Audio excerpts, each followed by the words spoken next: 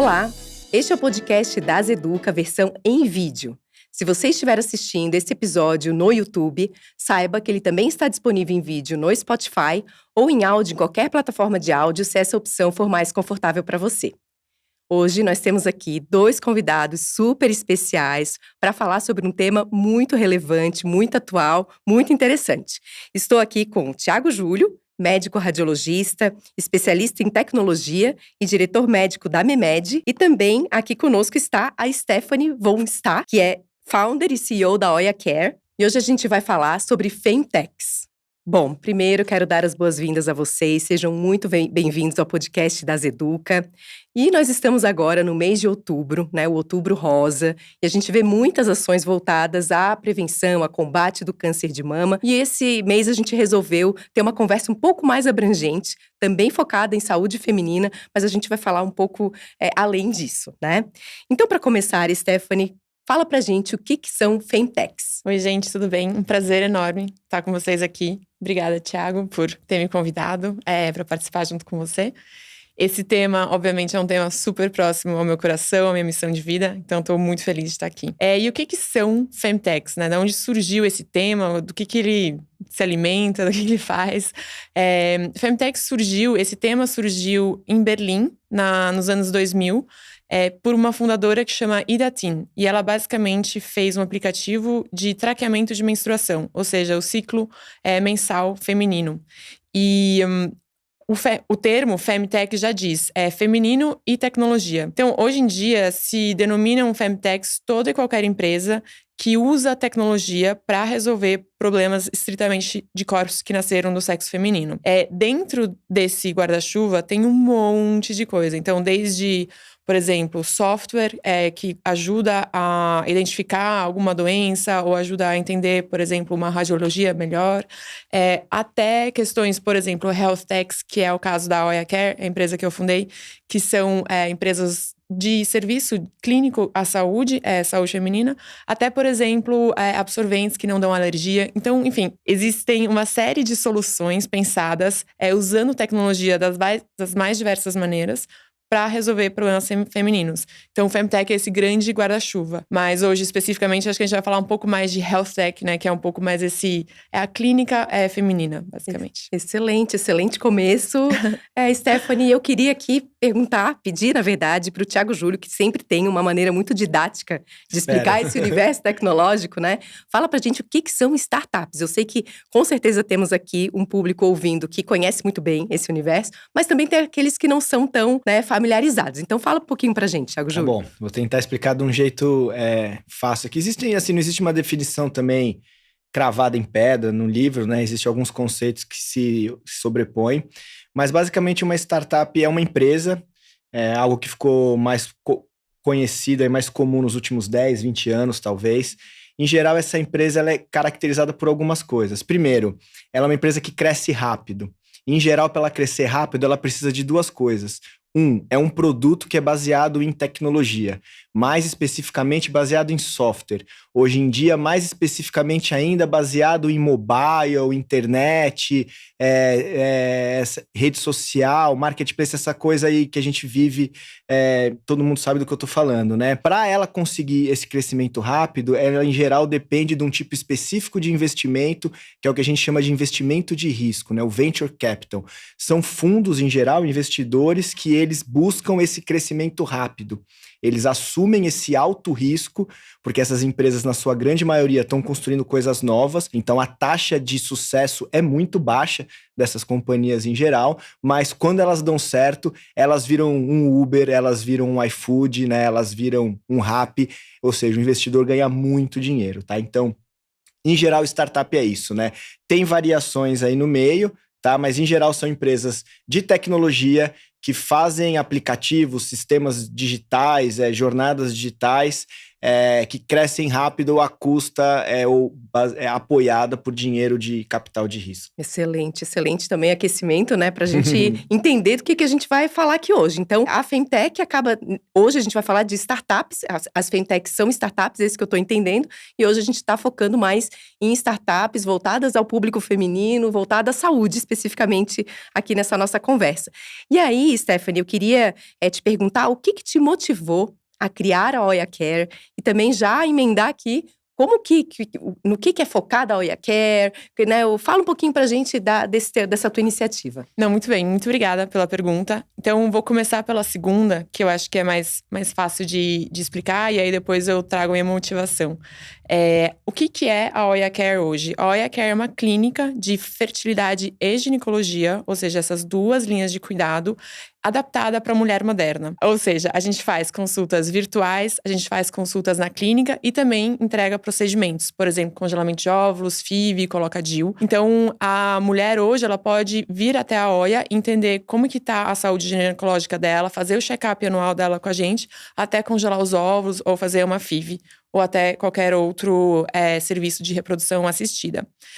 E por que eu comecei a Oya Care? Grande objetivo nosso, ou meu no começo, e agora nosso, que eu tenho uma legião, um time incrível comigo, é autonomia feminina. O que isso quer dizer? É a mulher capaz, instruída e capaz de tomar as melhores decisões para a vida dela. Ou seja, ela tem acesso a cuidado e a conhecimento para tomar as melhores decisões para a vida dela. Então, hoje, esse é o nosso grande tripé. Conhecimento, cuidado e autonomia. Na verdade, isso surgiu porque, existe um mar de mulheres, eu inclusive, que vai tocando a vida, que vai tentando se adaptar às condições sociais, aos protocolos sociais atuais, sem entender exatamente o que está acontecendo com o corpo delas, até realmente ter alguma questão mais séria. O grande exemplo disso é adiar a gravidez sem entender as reais consequências disso. Então, a ideia inicial foi realmente trazer luz a essa questão que estava ali no canto escuro da sala, ninguém olhando para ele. Então, essa questão da fertilidade como um primeiro tema. Mas, hoje em dia, a gente lida com todos os outros temas do dia a dia, principalmente saúde feminina, ligada à ginecologia e fertilidade da mulher. Incrível, Stephanie. E do ponto de vista bem prático, assim, é um lugar físico que a mulher procura, isso tá na internet, sendo assim, bem, bem prática mesmo para quem, né, tenho certeza que aqui acendeu o interesse de muita gente. Como que é isso? Bom, a gente tem um site. Tá. Tudo que você pode fazer com a Oya, você pode acessar via o site. Então, por exemplo, você pode agendar uma consulta online via o site, você pode agendar uma consulta na nossa clínica pelo site também. Procedimento não, porque a gente faz questão de ter uma consulta, seja virtual ou física, antes de qualquer procedimento. Então, você não pode comprar um procedimento online. A nossa clínica hoje fica no Itaim. Mas assim, a maioria dos serviços que a gente está entregando, a maioria do volume de serviços que a gente entrega mensalmente ainda é online. A gente também tem um Instagram super forte, no qual a gente entrega essa missão de propagar conhecimento.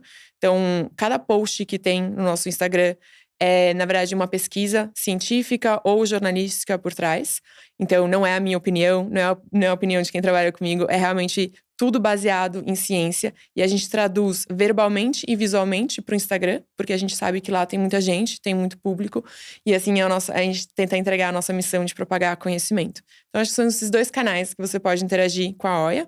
O site e o Instagram. Tem uma newsletter também, que mensalmente a gente manda com informações e blog posts interessantes. Mas eu acho que esses outros dois canais são os mais populares hoje em dia. Sim, incrível, incrível mesmo. Eu vou confessar que eu sou médica e eu trabalho com saúde da mulher, mas eu, né, não tô nesse universo de vocês, né? Claro que sou curiosa, mas não trabalho diretamente com tecnologia. E eu confesso que esse termo fintech foi algo muito novo para mim, assim. É incrível, assim, que eu imagino que tantos médicos, profissionais de saúde não conhecem, né?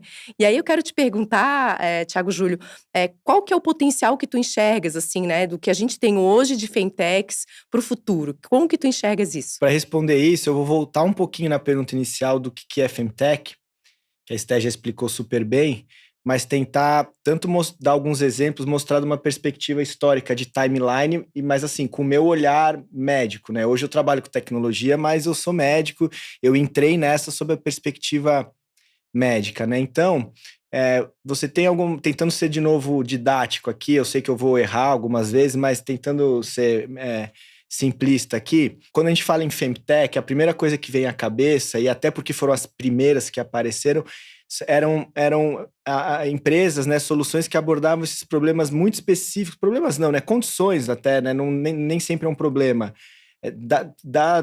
do ser feminino, né, então assim, menstruação, menopausa, fertilidade, contracepção, né, então a gente viu muitos cases de aplicação disso, tanto com jornadas digitais, como com alta tecnologia também, devices, né? Fármacos, testes, uma coisa mais que vai para o biotech do que, digamos, para o digital health.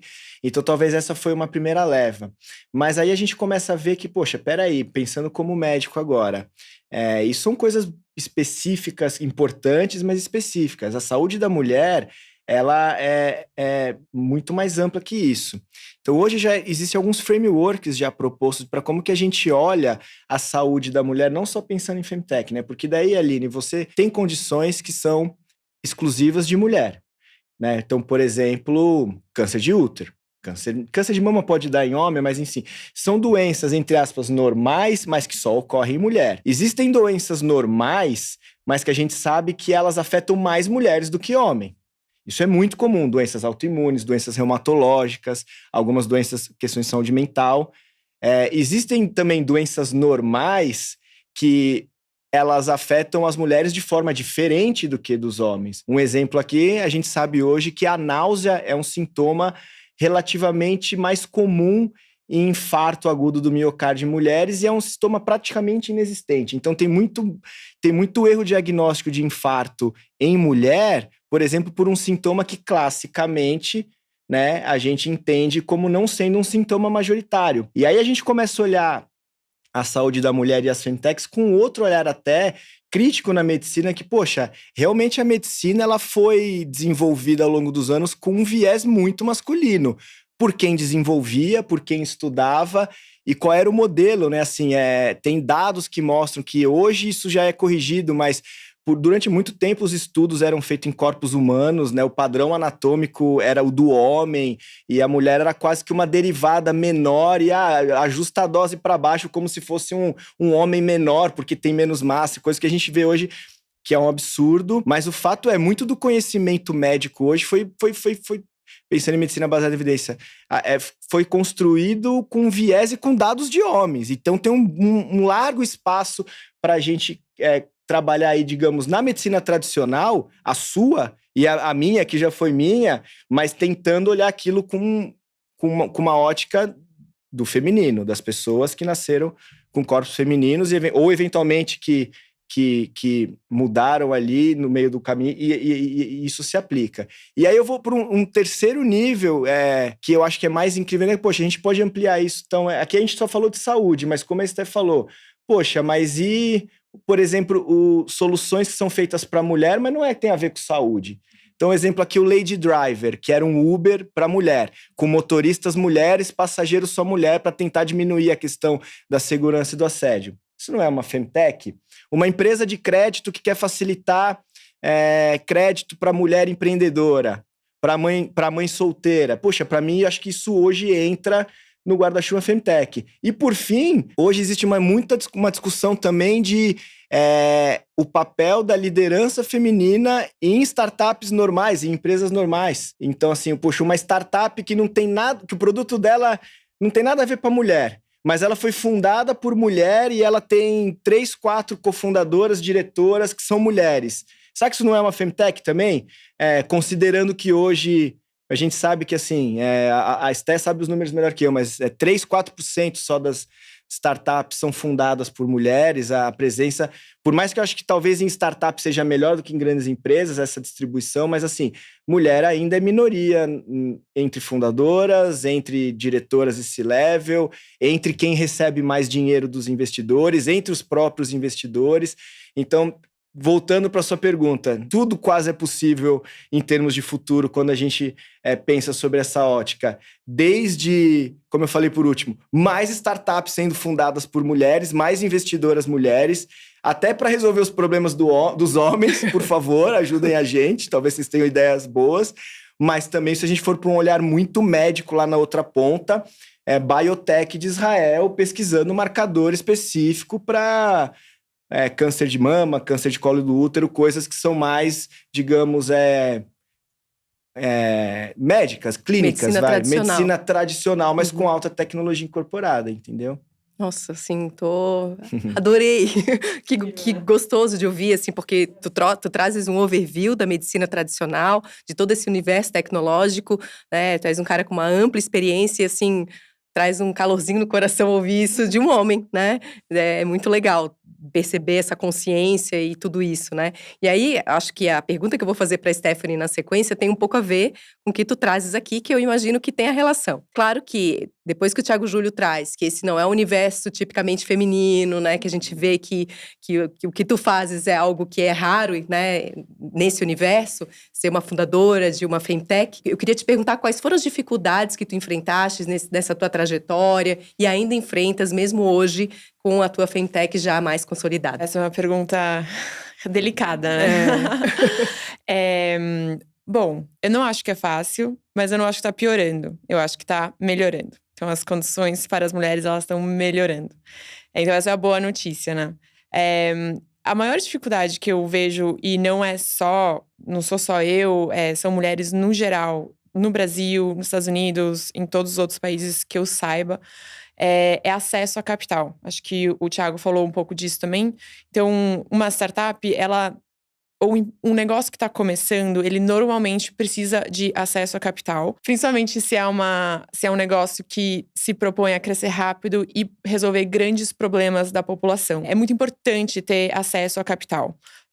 Eu acho que é diferente, por exemplo, se eu abrisse algum comércio num bairro, talvez eu não precisasse de tanto acesso a capital.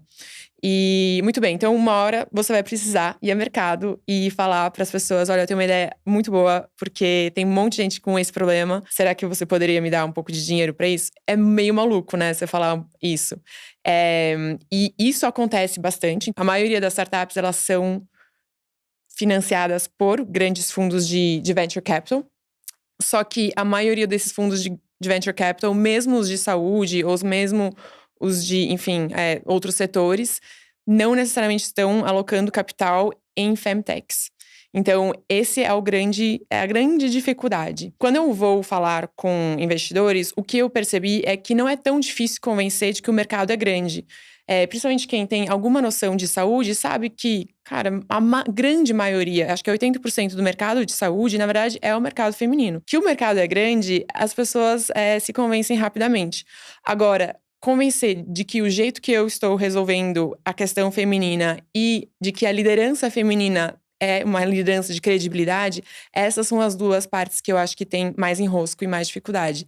Que são partes muito mais subjetivas, né? São muito mais ligadas a vieses. E todo mundo tem vieses, tá? Eu, inclusive. Então, ninguém é livre de vieses. E é quase impossível você não colocar o seu viés pessoal em algo que você está avaliando, principalmente avaliando subjetivamente. Essa é a grande dificuldade. E como resolver isso, eu acho que em canais como esse, então acho que conversando de uma maneira aberta, franca, sem eu acho que entrar em guerra com ninguém, mas também com mais mulheres do lado dos investidores, né? Do lado da decisão de alocação de capital. Acho que essa é a grande virada de chave. Deixa eu fazer um complemento, né? Primeiro, quando a Steph fala 80% do gasto, esse é um número real, é mais ou menos isso, mas não é só que a mulher… Por que é isso, né? Sim, existem dados que mostram que o cuidado específico da mulher é um pouco mais caro, porque tem condições específicas de mulher, mas não é só isso. A mulher, ela se cuida mais, então tem uma coisa boa aí. E o principal que eu queria falar, a mulher, ela ela não cuida, o gasto dela não é só com a sua própria saúde. Em geral, a mulher é a cuidadora. Ela cuida dos filhos, do marido, do pai, da mãe, do vizinho, né? Então, claro que isso tem mudado. Existem muitos homens também que que assume esse papel, isso tem cada vez mais, mas é importante ter isso sua perspectiva. É um mercado gigantesco, tá? Estimativa conservadora de Femtechs para os próximos anos, 100 bilhões de dólares, quando a gente fala em soluções, naquele primeiro grupo que eu falei, específicas de saúde da mulher feminina. Quando a gente tem um olhar mais amplo, que a gente inclui, por exemplo, serviços digitais tradicionais, por exemplo, telemedicina tradicional para uma mulher, isso pode chegar em 1 trilhão de dólares até o final dessa década. Então, assim, é um mercado gigantesco, ou seja, é para ter interesse de investidor, e é daí que vem essa estranheza quando a Esther fala, poxa, gente, se é um mercado tão grande, por que parece que não tem tanto apetite? Né? A gente viu crescendo muito interesse nos últimos anos, por exemplo, telemedicina, saúde mental explodindo, né? E por mais que a gente vê que Femtech também cresceu, mas não cresceu tanto quanto poderia, quanto deveria, ou quanto outros cresceram, né? Excelente, excelentes as provocações. E eu fico pensando da mesma maneira, assim, né? Como assim? Porque parece tudo tão óbvio. Mas eu acho que tem tudo a ver com isso que a Stephanie falou também, porque quem decide ali também são homens, né? Então, como que a gente sensibiliza, né? Quem vai colocar o dinheiro? Porque para mim, né, eu que sou mulher, fica muito fácil de convencer. Mas eu acho que tem um pouco a ver também com quem está ocupando essas posições de liderança, decidindo e tendo a empatia pelo problema ou pela oportunidade que tem pela frente, né? Muito bom. Bom, e outro ponto que eu queria trazer aqui é que a gente está falando de Femtech, a gente já viu aqui que tem tudo a ver com tecnologia, né? E quando a gente vai para esse cenário de tecnologia, a gente tem inteligência artificial, analytics, cloud computing, aplicativos, enfim, várias outras tecnologias envolvidas, né? Aí eu queria pedir para vocês comentarem um pouquinho sobre essas tecnologias, de repente começando aqui, Thiago Júlio, falando de uma maneira mais genérica, e a gente pode fechar um pouquinho para o público aí de Femtechs. Tá, então tentar só desmistificar algumas coisas. Bom, cloud computing, computação na nuvem, isso eu acho que todo mundo já entende, né? Hoje tudo tá na nuvem, tudo tá na internet. Não tá na nuvem, tá, gente? Isso tá de fato na terra, tem alguns embaixo do mar, tem gente que quer botar na lua, mas são servidores reais, eles só não estão na sua casa, né? Então, mas por que isso muda para o usuário final? O que isso muda, que é interessante falar, é que diminui o custo para produzir a tecnologia e guardar dado. Então, se hoje você consegue fazer mais coisas com menos dinheiro através do cloud, né? Você meio que ficou... É como se o petróleo, a gasolina ficou mais barato e aí você começa a ter mais máquina, né? Então, acho que essa é o grande paradigma. A coisa ficar mais rápida, você tem novas possibilidades tecnológicas. A questão da inteligência artificial vem um pouco nessa leva. Você tem mais dado e mais poder computacional, logo você consegue fazer mais aprendizado de máquina, que no fundo são contas matemáticas. A gente tem que lembrar que o computador só faz conta matemática e é só 0 mais 1. Não é nem 2 mais 2. Então, assim, no final do dia, um monte de conta matemática sendo feito muito rapidamente nesses data centers que estão na nuvem, que no fundo não estão na nuvem, estão lá em Dakota ou no Afeganistão. E com isso você consegue extrair alguma inteligência, né? Então, a gente teve uma fase de inteligência artificial que era muito focada em imagem, né? Doutora Aline, como radiologista, a gente trabalhou junto em algumas coisas, validando modelos de detecção de nódulo em mamografia, lesões ocultas, né?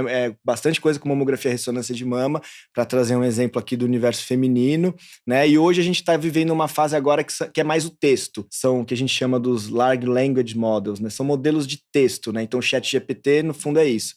O input é um texto e o output, né? A saída também é um texto, né? Isso tem sido usado desde aplicações conversacionais, né? Melhorar os chatbots em bom português, não é chatbot não é português, né? Enfim, mas melhorar aquele chatbot que você fala lá do iFood, que você acha que é uma pessoa, que você sabe que não é uma pessoa. Cada vez mais agora ele vai ficar parecendo uma pessoa, né? E na área médica a gente tem explorado algumas questões aí, se isso, por exemplo, pode ser utilizado para produzir conteúdo de paciente, resumo de conteúdo científico, por exemplo, resumo de uma aplicação muito legal é você resumir dados clínicos para o médico na consulta. Aí não sei se... Eu não vou entrar aqui no mérito dessas tecnologias sendo aplicadas especificamente no universo de Femtech. Algumas coisas genéricas que eu sei dizer, por exemplo, na parte mais de biotech, hoje usa-se muito inteligência artificial e computação na nuvem para você descobrir esses marcadores tumorais, por exemplo, de precoces de câncer de mama e tal. Biotech pura, pessoal ali, Israel, Ásia, Europa, né? Estados Unidos forte também. É uma aplicação, por exemplo, mais para o lado médico, né? Enquanto que para o lado, digamos, mais de software, né? Por exemplo, você pode ter, como eu disse, aplicações de chat GPT que você consiga resumir informações do histórico de saúde da mulher. Então, imagina que hoje a mulher ali usa o Apple Watch dela e ela tem ali 10, 20 anos de tracking de período de ciclo menstrual e tal, e aí ela chega lá no ginecologista com um calhamaço de papel, ó, analisa aí pra mim. A gente viu isso acontecendo com os cardiologistas, né, com a monitorização contínua de fibrilação atrial. O que o ginecologista vai fazer com 20 anos? Ele precisa saber ali onde está a alteração, né? Não adianta ele olhar que ele não tem nem tempo. Então, esses modelos vão ser usados, por exemplo, para você extrair dali o que é a informação útil, que aí sim o médico profissional de saúde vai ter que avaliar e discutir em conjunto com o paciente.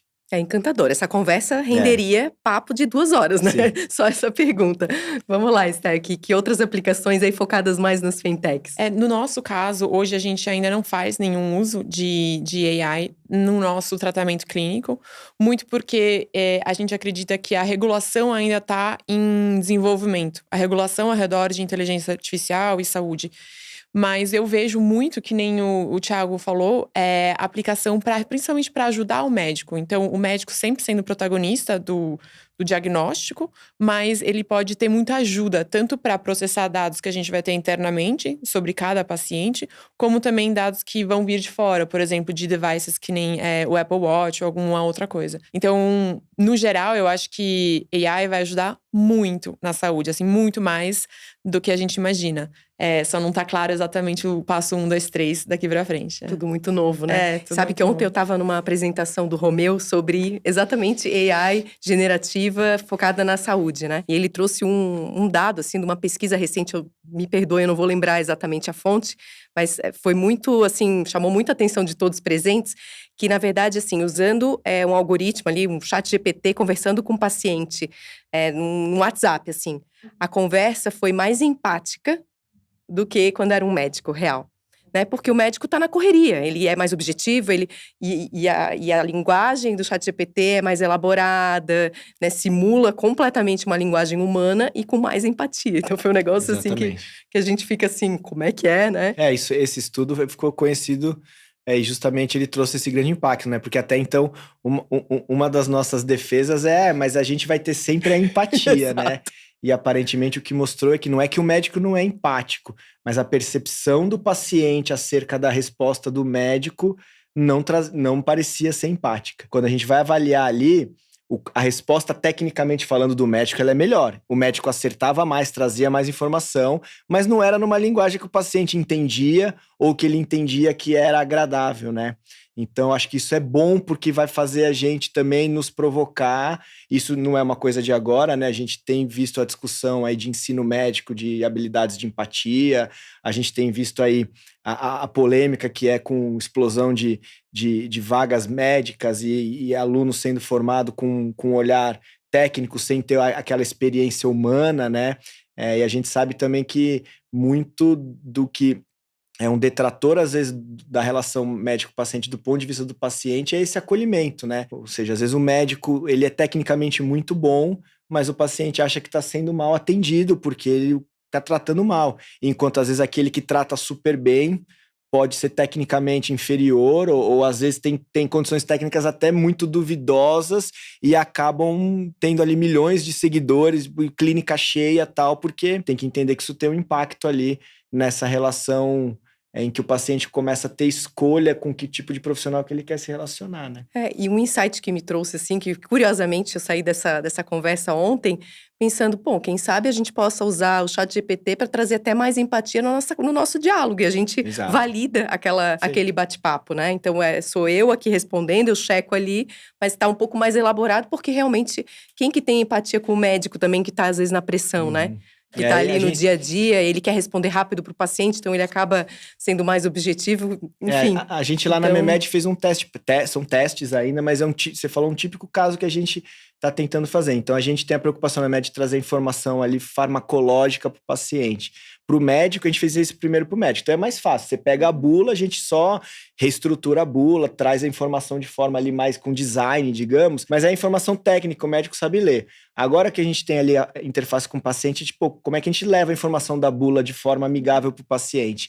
Então a ideia é usar, poxa, será que eu pego a informação técnica, jogo no chat GPT e eu peço, olha, transforma isso aqui num texto agradável pro paciente, como se ele estivesse lendo uma revista ou um blog do costume dele, e aí o modelo tenta colocar isso que você falou, ele justamente faz aquilo, ele coloca empatia, ele tenta deixar aquilo mais conversacional e os resultados, assim, são bons, assim, a gente tem que tomar cuidado porque você não pode errar, ele não pode errar no conteúdo técnico, né? Então tem que tomar um cuidado. Tem que validar, né? Então o problema é esse, tá? Mas o objetivo que era ter um texto agradável, ele faz com sucesso e de forma muito rápida. Exato. Essa parte do acolhimento, assim, até do ponto de vista da paciente, no nosso caso, antes de montar a OIA, eu fiz muita pesquisa tanto de mercado, do ponto de vista mais de business, mas também pesquisa com mulheres, assim, mulheres do Brasil, o que tá acontecendo? E uma das perguntas era super simples, ela era a seguinte: se você tivesse uma coisa que você pudesse mudar no seu ginecologista atual, o que seria? E aí tinha algumas opções, e nessas perguntas, classicamente, número 1 é preço. Sempre, assim, quando você pergunta o que você mudaria nesse produto, nesse serviço, normalmente as populações respondem preço como número 1. E não foi. Preço foi número 3. A primeira foi atendimento mais cuidadoso. A segunda foi não atraso. E só a terceira foi preço. Então, assim, essa questão da falta de acolhimento numa experiência clínica como paciente, ela é muito comum. Acho que foi uma questão, assim, de mais de 60% das mulheres responderam tratamento mais cuidadoso. Surpreendente, que legal. Obrigada por compartilhar isso, muito legal.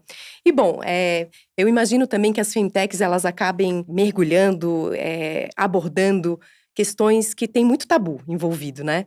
Eu até ouvi um podcast teu em outro canal e achei muito interessante quando tu falas que tem muitas coisas que as mulheres, às vezes, mal conversam com outras mulheres, né? Tem muitos temas com quem que eu vou conversar sobre isso? Para quem que eu vou perguntar, né? Então, eu fico imaginando que se a gente está diante de temas, de assuntos que a gente mal consegue, às vezes, dividir com outra mulher, né? Como que será a gente trazer isso para o mercado, a gente trazer isso para uma femtech, num universo que realmente é muito masculino?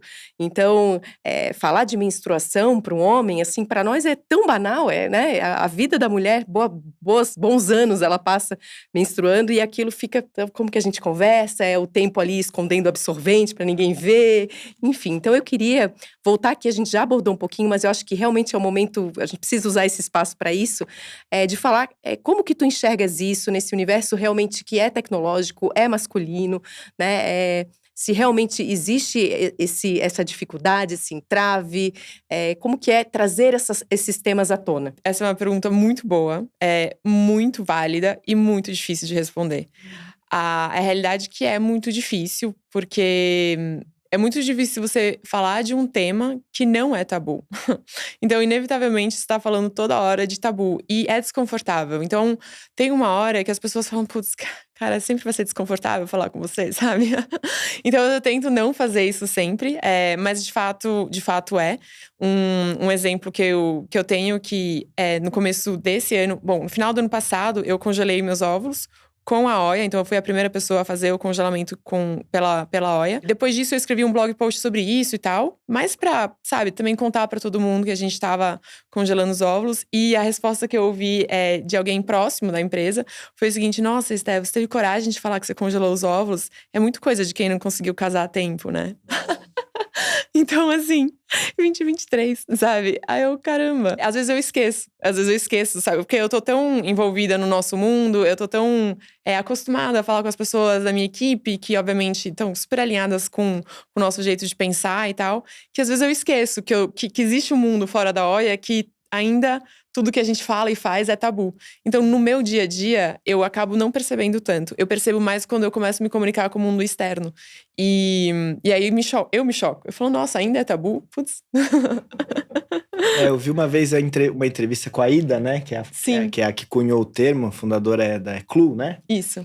E eu lembro que uma vez ela falou que um dos motivos que ela inventou o termo Femtech era justamente, ela falou, porque ninguém quer falar de menstruação ou de fertilização. Se eu vou falar com o investidor, eu falo isso, ele já me bota para fora da sala.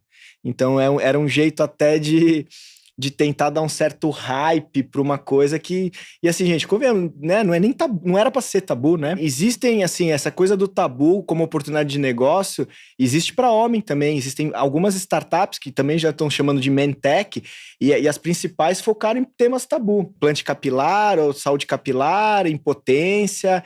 Existem hoje também as sex techs, que tem aí uma intersecção também com as femtechs, porque são, digamos, em companhias do sexo, que vai desde a parte, digamos, mais biológica do sexo até a parte mais da experiência sensorial, recreacional e do prazer, né? Então, assim, é legal ver que a questão do tabu traz oportunidade para o inovador, para o empreendedor, mas não tira isso, eu imagino, né, o peso, a dificuldade que seja ser para lidar no dia a dia com esse tipo de coisa, quando você está lá tentando montar uma empresa, levantar dinheiro e conseguir clientes, né?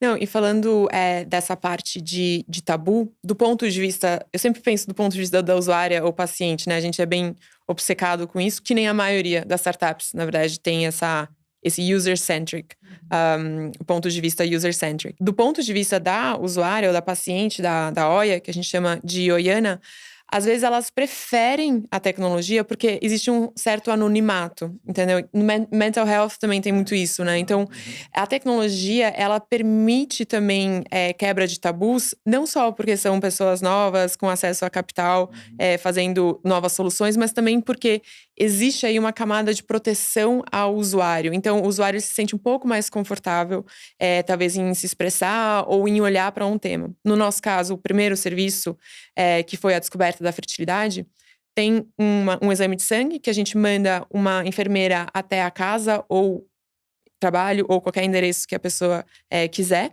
para fazer a coleta de sangue e depois ter uma consulta online.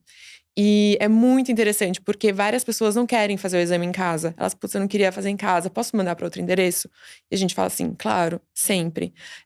Porque não quer discutir em casa que tá olhando para a fertilidade. Seja que mora com parceiro ou parceira ou com familiar. Então, cada um tem seu contexto, mas é interessante isso. Mas consegue, com esse serviço, de uma maneira discreta, assim, sem tirar o dia no trabalho, olhar para isso. E principalmente também, não quer falar no trabalho que tá olhando para isso. Muito bom, muito bom. E excelente, assim, esse olhar de vocês tão cuidadoso, né? Para essas nuances, muito legal. Bom, e também a gente passou agora por um passado recente, ainda temos, né, a Covid, mas eu digo toda aquela crise. E claro, a gente viu muitas tecnologias se acelerando muito, né? Foi algo que foi imposto até para nós, né? E aí eu queria começar te perguntando, Thiago Júlio, nesse universo de startups, como que toda essa crise de alguma maneira, contribuiu para o desenvolvimento de tecnologias, de startups, nesse setor de saúde? Tá, vamos lá. Como um todo, o que a gente viu na pandemia, né? Pensando especificamente em health techs, né? E a parte das centrais que estão junto ali.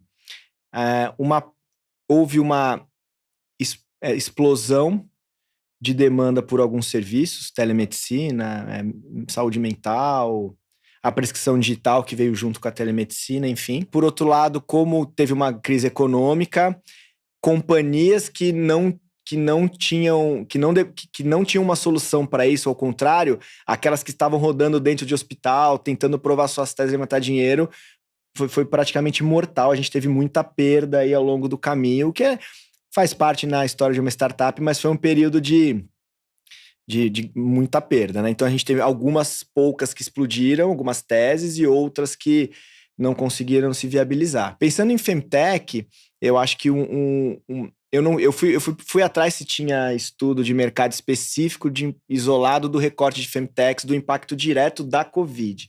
Eu não achei. Então o que a gente sabe que aconteceu em geral, e eu acho que daí as Femtechs mais ou menos surfaram esse movimento. Explodiu no começo, então você aumentou o número de empresas no começo, aumentou o investimento, então teve recorde de investimento. Aquilo que a Esté falou, que é difícil captar dinheiro, tá? De repente ficou fácil pra caramba, o cara montando fundo no meio da Covid para dar tempo de investir, e assim, foi uma loucura, né? Mas durou pouco. durou pouco porque as coisas começaram a se estabilizar e aí veio recessão, crise econômica, os investidores começaram a segurar o bolso, uma série de questões aí macro, né? Aumento de juros dos Estados Unidos, mercados com menos riscos mais atrativos, guerra, enfim. E aí deu uma travada no capital, né? O próprio mindset do investidor, aquilo que eu falei lá no começo o investidor que quer comprar seu crescimento acelerado, hoje mudou isso um pouco. O investidor, por mais que ele é um investidor de risco, ele também não quer ficar gastando dinheiro, tipo, igual a Amazon, Uber, essas empresas que levam 10 anos para dar lucro, né? Porque esse é um pouco que tá por trás da startup, né? Ele vai pondo dinheiro, porque ele acha que lá na frente aquilo vai dar muito dinheiro, né? Isso aí meio que acabou, pelo menos por hora. Então, eu imagino que para as Femtechs teve um pouco desse movimento também, né? Ficou bom, depois ficou ruim, agora tá meio que estabilizando. O que eu não sei dizer, depois a Esté pode tentar, não sei se ela tem algum dado, mesmo que empírico disso, é se teve alguma classe ou algum segmento dentro das Femtechs que deu muito bom. Vou dar um exemplo fora de Femtech. Então, como eu disse, telemedicina, gente. Telemedicina deu muito bom. Daí a gente já tira uma derivada das Femtechs. Então, poxa, como eu falei lá, sei lá, tem uma empresa que tem a telemedicina lá, uma que explodiu no Covid, por exemplo, a Conexa. Não é uma Femtech, mas certamente durante essa explosão, eles começaram a fazer consulta ginecológica, consulta obstétrica, consulta ali para contracepção. Então, por mais que você não tá chamando de Femtech, tem saúde digital feminina ali, o que eu acho bastante interessante. Um outro jeito de olhar ali para a pandemia é o impacto que teve na saúde da mulher. Então, assim, isso foi geral, aumentou problemas de saúde mental com isolamento.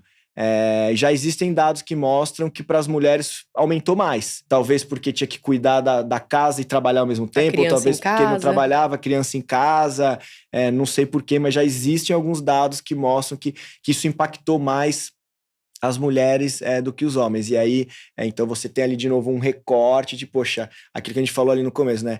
Não é exatamente uma coisa específica de mulher, mas as mulheres, de alguma forma, foram mais impactadas aqui.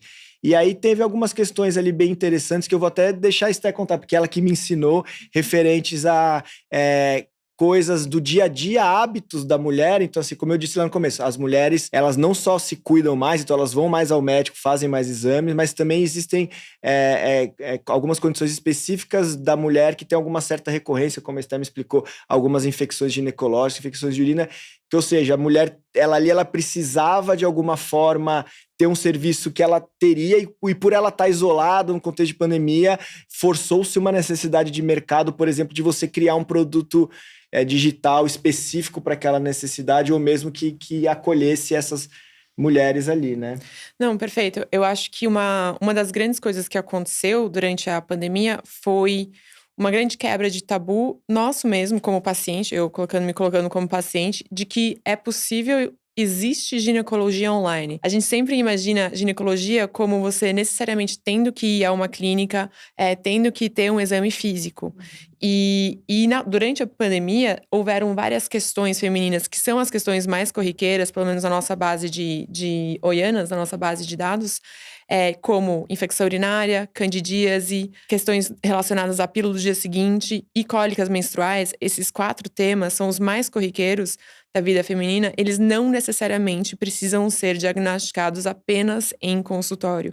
Então, percebeu-se que é possível fazer um call, né, fazer uma telemedicina, fazer uma consulta virtual, entender que é bem provável que existe um desses diagnósticos e já sair com uma receita digital e já ir à farmácia na sequência. Então, assim, menos de 2, 3 horas, você resolveu uma questão que antes da pandemia você provavelmente ia a um pronto-socorro. Durante a pandemia, você não consegue mais ir ao pronto-socorro.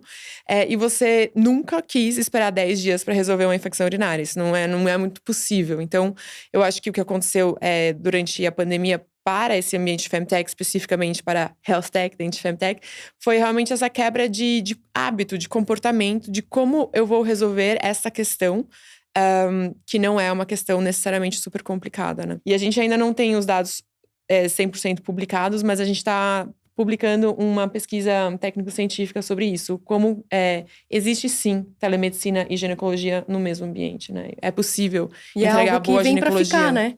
E assim, é algo que a Exatamente. gente aprende, eu acho que foi um ensinamento tanto para as pacientes quanto para os médicos, né? Sim, Se totalmente. adaptarem e é algo que, poxa, por que não Por que continuar não? dessa maneira, né? Que que facilita não? a vida de todo mundo. É. Não é para 100% dos casos, né? Obviamente. Sim. E vários casos a gente… Mas isso, acho que Foi. dava uns 7% dos casos, a gente pedia para ela realmente… Ter ou ir que- a um pronto-socorro, ou, enfim, uma outra solução. Ou fazer um exame no laboratório mais Sim. próximo. Muito bom. Mas… E agora, Stephanie, eu quero fazer a pergunta de milhões. Vamos lá. Então eu quero perguntar para ti, assim, para quem tá nos ouvindo, eu tenho certeza que temos ouvintes mulheres também, Sim. e que devem estar, uau, né? Amei esse universo de fintechs, devemos ter empreendedoras também nos ouvindo. Como que faz para abrir uma fintech? Quem tá aqui curiosa, qual o primeiro passo? Como que é? Olha, eu não sei se eu sei o que eu fiz. O que eu fiz foi um passo por vez. Literalmente um passo por vez. E no começo foi muita pesquisa. E eu falo que são 3 vertentes de pesquisa. A primeira é health techs do mundo. O que tá dando certo, o que não tá dando certo. No meu caso, eu olhei mais para health tech, não só femtech. Em termos mais assim de business, mais de negócio.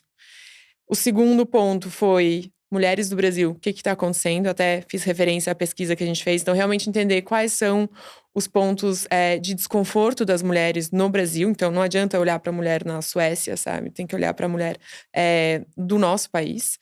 E o terceiro ponto, no meu caso, foi muito quase que uma pesquisa interna. Então, quais são os meus limites éticos? O que eu acho certo? O que eu não acho certo? O que eu quero entregar para o mundo ou não?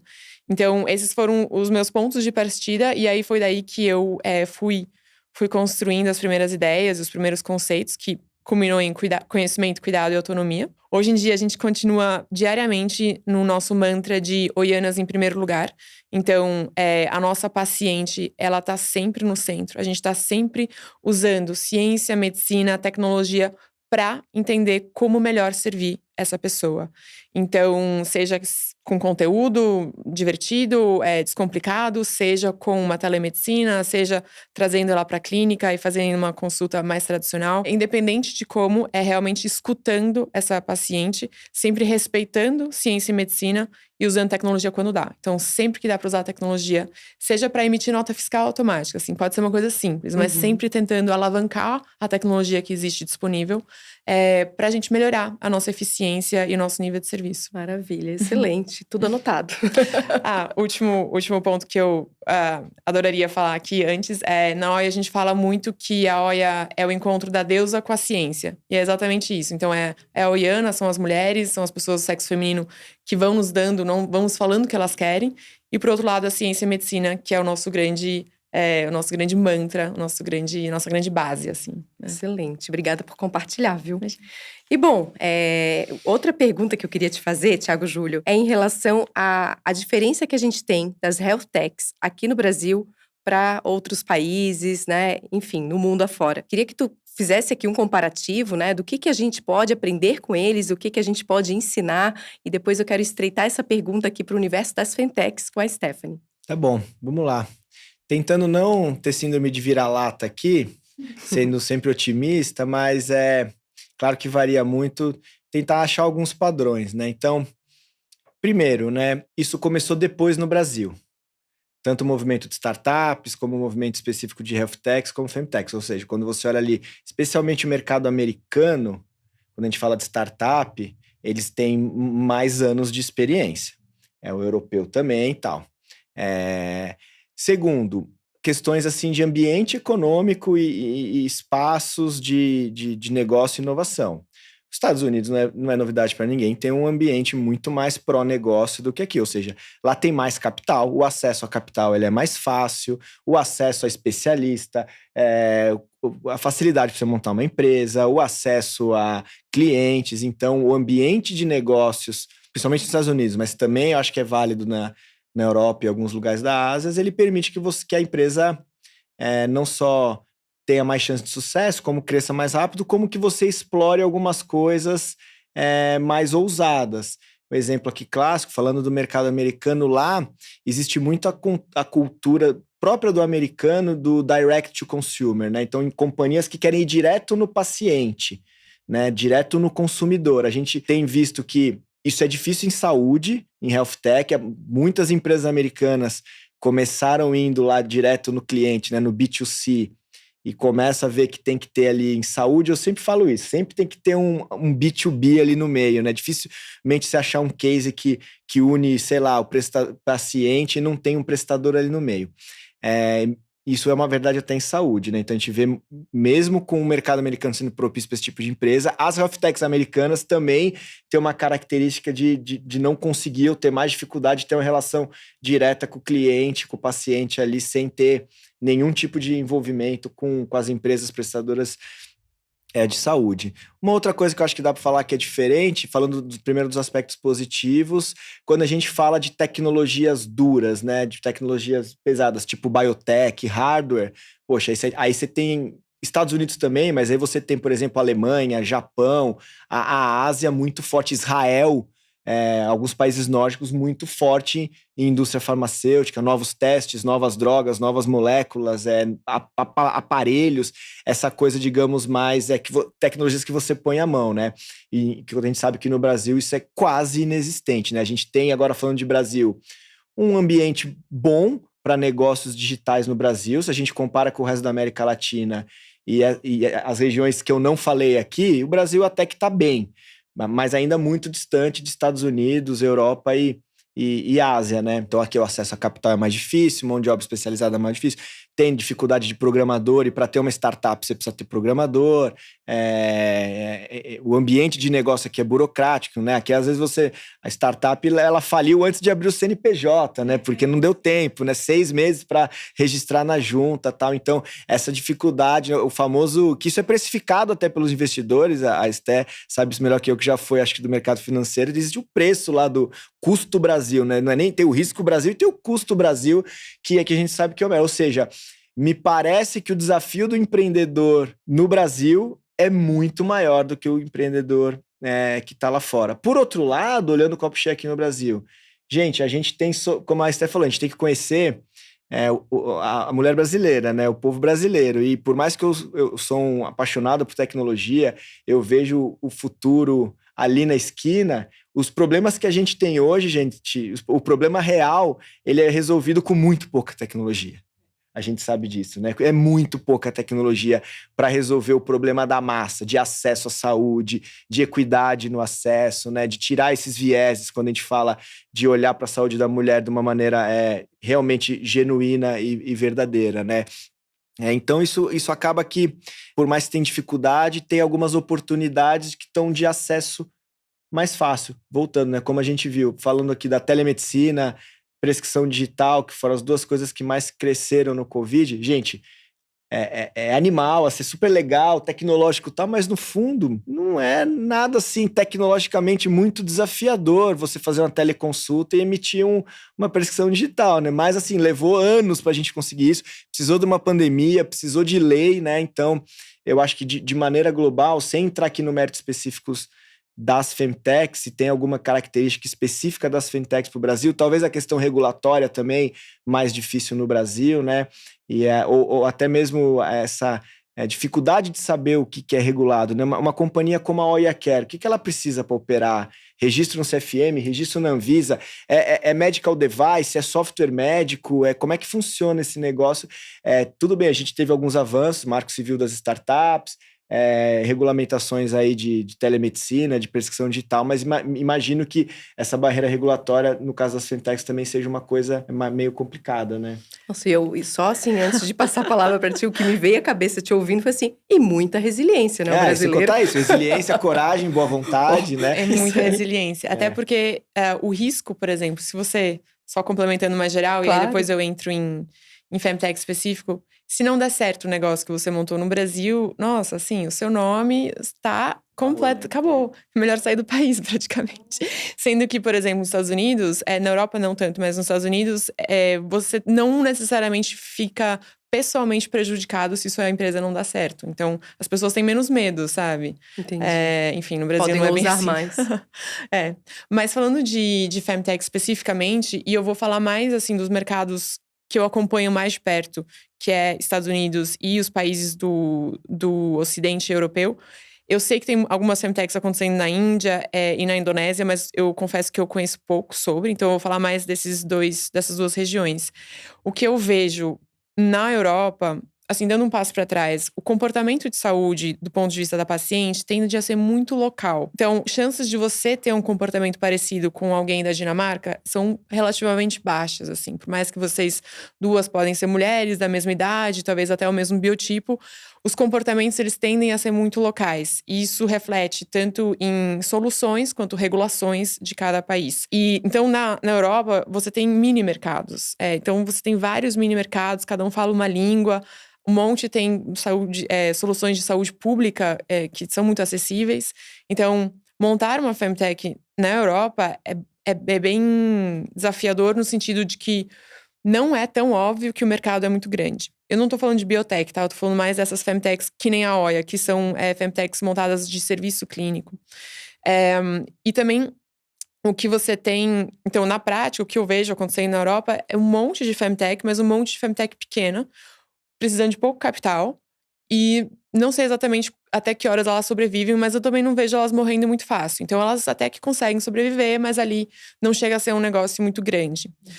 Nos Estados Unidos, eu vejo muitas femtechs aparecendo, mas precisa-se de muito capital para sobreviver nos Estados Unidos. Então, poucas sobrevivem.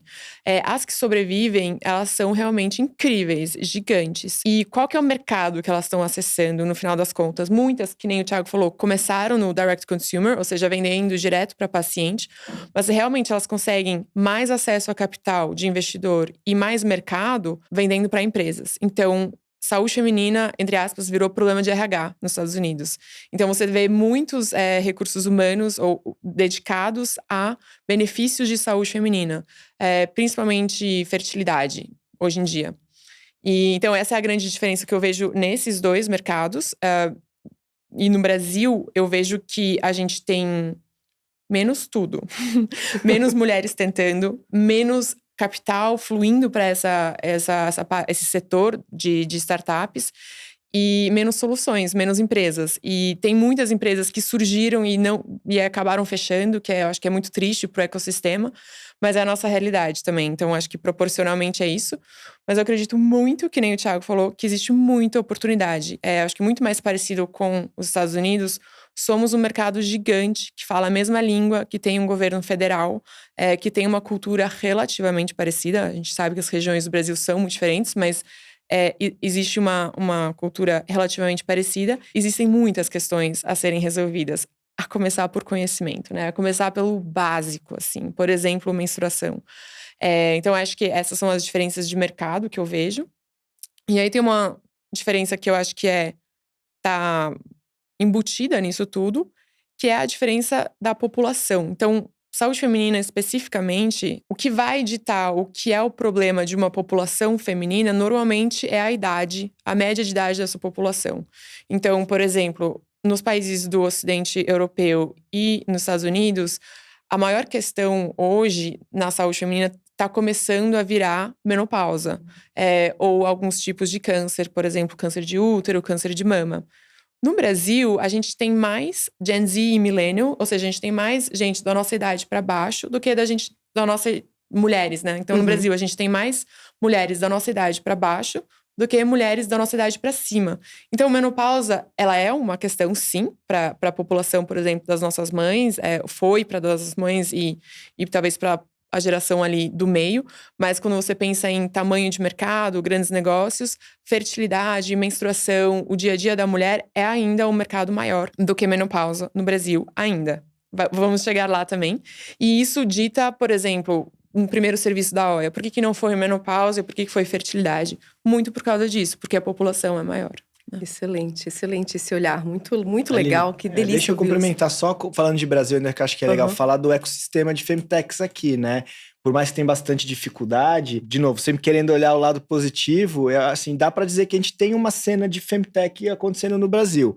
A Oia Care talvez seja uma das primeiras, mas felizmente não é a única femtech no Brasil. Existe aí pelo menos, sei lá, uma meia dúzia, 10, se a gente for considerar as health techs, né? algumas são meio parecidas, outras são completamente diferentes, assim, né? Então eu consigo pensar na a Bela Materna, que é para gestação, a Bloom, saúde da família, tem a Serena.